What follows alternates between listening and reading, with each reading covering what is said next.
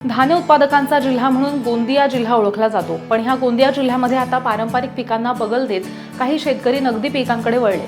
गोंदिया जिल्ह्याच्या देवरी तालुक्यामधल्या भागीमधल्या एका शिक्षक शेतकऱ्यांनी आपल्या 3.5 एकरच्या शेतीमध्ये पेरू आणि आंब्याची बाग लावली आहे आणि यातनं त्यांना वर्षाकाठी 5 ते 6 लाख रुपये उत्पन्न होते।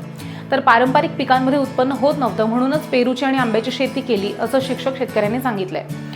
तसंच जिल्ह्यातील इतर शेतकऱ्यांनी सुद्धा पारंपरिक पिकांपेक्षा नगदी पिकांकडे वळायला हवं असं आवाहन सुद्धा त्यांनी केलंय।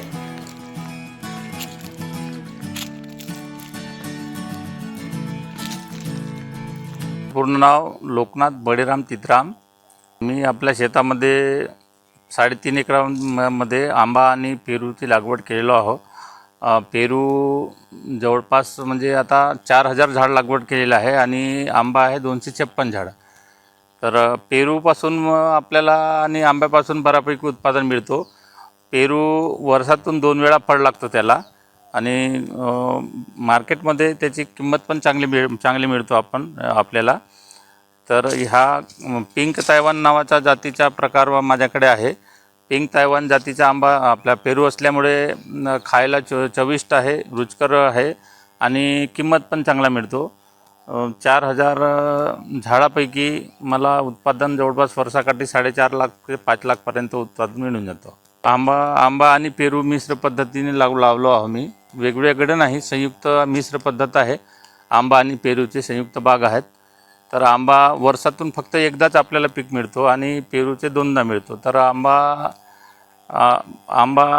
तितकासा परवडत नाही, परंतु आंबा एक पीक वर्षातून 1 वेळा मिळतो म्हणून पीक म्हणून ठीक आहे।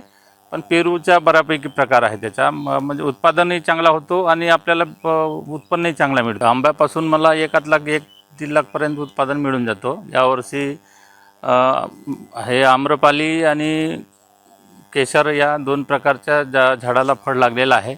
आम्रपालीला हे बघत आहात तुम्ही, हे आम्रपाली आहेत, आम्रपालीचं झाड आहे। आम्रपालीला मार्केटमध्ये 40 ते 50 रुपये किलो असतो आपल्याला मिळतो।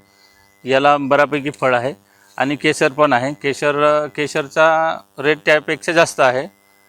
या आम्रपाली आणि केशरच्याच उत्पादनामुळे जवळपास 1 लाखपर्यंत चालला जातो। वादळी वारा अजून आपल्या भागामध्ये आलेला नाही आहे, पण वादळी वारा ज्यावेळेला येईल त्यावेळेला बहुतेक फळगळती होईल। तर मी अपेक्षा करतो की निसर्गाने यावेळेस साथ दिला पाहिजे। निसर्ग साथ दिला तर मला बऱ्यापैकी उत्पादन मिळू शकते यापासून। आणि मी एक पारंपरिक पद्धतीपेक्षा नैसर्गिक शेतीकडे आपण लोकांचा कल आहे। नैसर्गिक शेतीमध्ये लोकांना मी एक ओरिजिनल फळ पीक देण्याचा प्रयत्न करतो। शेतकऱ्यांना मी आवाहन करतो की आता माझ्यासारखेच करा असं नाही, परंतु प्रत्येक शेतकऱ्याने आता आपल्या पारंपरिक धान शेती करण्यापेक्षा फळपिकाकडे वळल्या पाहिजेत आणि फळपिकं घेऊन या फळपिकंही आपल्याला जे आपलं उत्पादन मिळतो ना, जो आता आपल्याला उत्पादन मिळतो ते पीक घेणे परवडण्यासारखं आहे। यापासून आपल्याला पेरू आणि आंब्यापासून बऱ्यापैकी उत्पादन मिळतो। आज जर का मला आंब्यापासून 1 लाख रुपयाचे उत्पादन मिळत असेल परी पुढच्या वर्षी किंवा अजून 2-4 वर्षांनी येत्या 5 वर्षात एक झाडापासून मला कमीत कमी 10,000 रुपयाचे उत्पादन मिळेल अशी अपेक्षा आहे।